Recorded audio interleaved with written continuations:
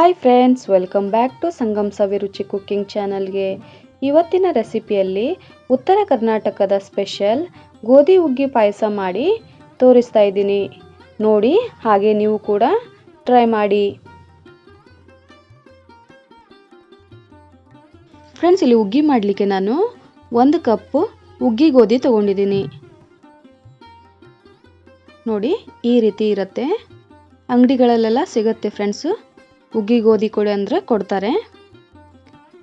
ಇವಾಗ ಇದನ್ನು ಒಂದು 2 ಸಾರಿ ತೊಳಿತೀನಿ ಫ್ರೆಂಡ್ಸ್. ಇದನ್ನು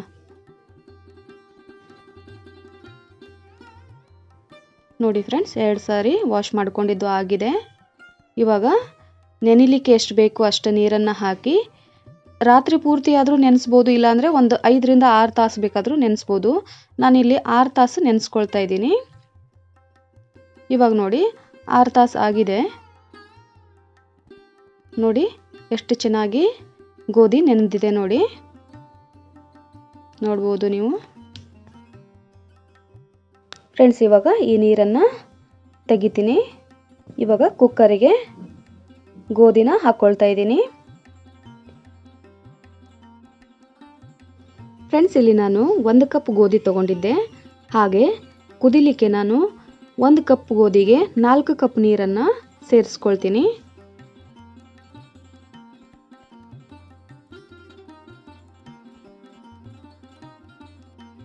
ಫ್ರೆಂಡ್ಸ್, ಇವಾಗ ಕುಕ್ಕರ್ ಲಿಡ್ ಕ್ಲೋಸ್ ಮಾಡಿ ನಾನು 8 ವಿಷಲ್ ಆಗುವ ತನಕ ಇದನ್ನು ಕುದಿಸ್ಕೊಳ್ತೀನಿ. ಹುಗ್ಗಿ ಗೋಧಿ ಚೆನ್ನಾಗಿ ಕುದಿಬೇಕು ಫ್ರೆಂಡ್ಸ್. ಗೋಧಿ ಕುದಿಯೋ ತನಕ ನಾನಿಲ್ಲಿ ಬೆಲ್ಲ ಕರಗಿಸ್ಕೊಳ್ತೀನಿ. 1 ಕಪ್ ಗೋಧಿಗೆ 2 ಕಪ್ ಬೆಲ್ಲ ತಗೊಂಡಿದ್ದೀನಿ. ಇವಾಗ ಬೆಲ್ಲ ಮುಳುಗುವಷ್ಟು ನೀರನ್ನು ಹಾಕ್ಕೊಳ್ತೀನಿ. ಪಾಕ ಬರೋವರೆಗೂ ಏನು ಕುದಿಸ್ಕೊಳ್ಳೋದು ಬೇಡ, ಬೆಲ್ಲ ಕರಗಿದ್ರೆ ಸಾಕು. ಅಲ್ಲಿವರೆಗೂ ಕುದಿಸ್ಕೊಳ್ತೀನಿ ಫ್ರೆಂಡ್ಸ್. ಇಲ್ಲಿ ಗೋಧಿ ಕೂಡ ಚೆನ್ನಾಗಿ ಬೆಂದಿದೆ. ನೋಡಿ ಎಷ್ಟು ಚೆನ್ನಾಗಿ ಬೆಂದಿದೆ ಫ್ರೆಂಡ್ಸ್. ಈ ರೀತಿ ಹುಗ್ಗಿ ಗೋಧಿ ಕುದ್ದ ಮೇಲೆ ಈ ರೀತಿ ಮುಗುಚ್ಕೊಳ್ಬೇಕು. ಕಾಳಿದ್ರೆ ಹುಗ್ಗಿ ಸರಿಯಾಗಲ್ಲ. ಈ ರೀತಿ ಎಲ್ಲವನ್ನು ಚೆನ್ನಾಗಿ ಮಿಕ್ಸ್ ಮಾಡಿಕೊಳ್ಬೇಕು. ಸ್ವಲ್ಪ ಪೇಸ್ಟ್ ರೀತಿ ಆಗಬೇಕು, ಅಲ್ಲಿವರೆಗೂ ಮುಗುಚ್ಕೊಳ್ಬೇಕು ಫ್ರೆಂಡ್ಸ್.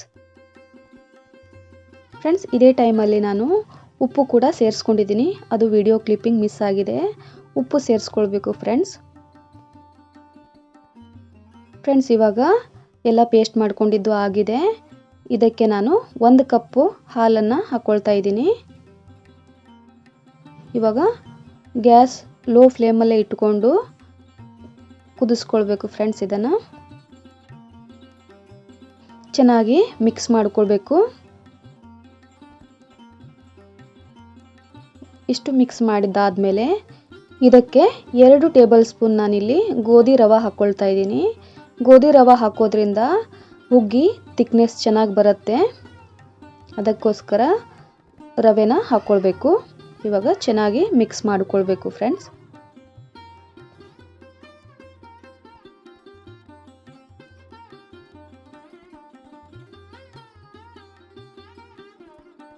ಇಷ್ಟು ಮಿಕ್ಸ್ ಮಾಡಿದ್ದು ಆದಮೇಲೆ ನಾನಿಲ್ಲಿ ಬೆಲ್ಲ ಕುದಿಸ್ಕೊಂಡಿದ್ದ ನೀರನ್ನು ಹಾಕ್ಕೊಳ್ತೀನಿ.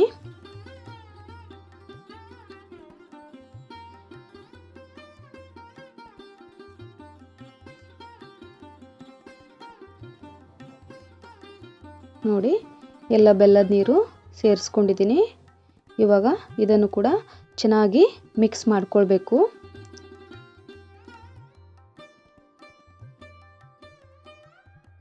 ಫ್ರೆಂಡ್ಸ್, ಇದನ್ನು ಒಂದು 4 ರಿಂದ 5 ನಿಮಿಷ ಬೇಯಿಸ್ಕೊಳ್ಬೇಕು.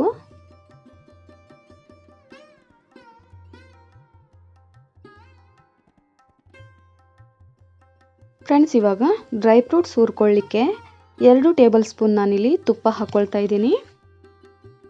ತುಪ್ಪ ಎಲ್ಲ ಕರಗಿದ ಮೇಲೆ ಇದಕ್ಕೆ ನಾನು ಗೋಡಂಬಿ ಹಾಕ್ಕೊಳ್ತಾ ಇದ್ದೀನಿ. ಚೆನ್ನಾಗಿ ಫ್ರೈ ಮಾಡಬೇಕು, ಹೊತ್ತಿಸಬಾರ್ದು. ಇವಾಗ ಇದು ಅರ್ಧ ಫ್ರೈ ಆಗಿದೆ. ಇದಕ್ಕೆ ನಾನು ಒಣ ದ್ರಾಕ್ಷಿ ಹಾಕ್ಕೊಳ್ತಾ ಇದ್ದೀನಿ. ಅದು ಕೂಡ ಚೆನ್ನಾಗಿ ಫ್ರೈ ಆಗಬೇಕು.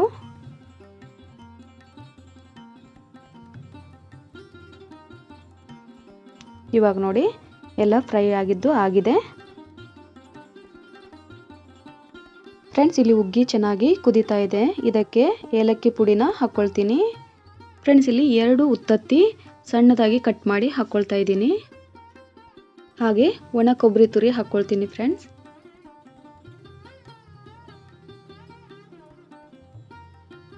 ಹಾಕಿ ಚೆನ್ನಾಗಿ ಮಿಕ್ಸ್ ಮಾಡ್ಕೊಳ್ಬೇಕು.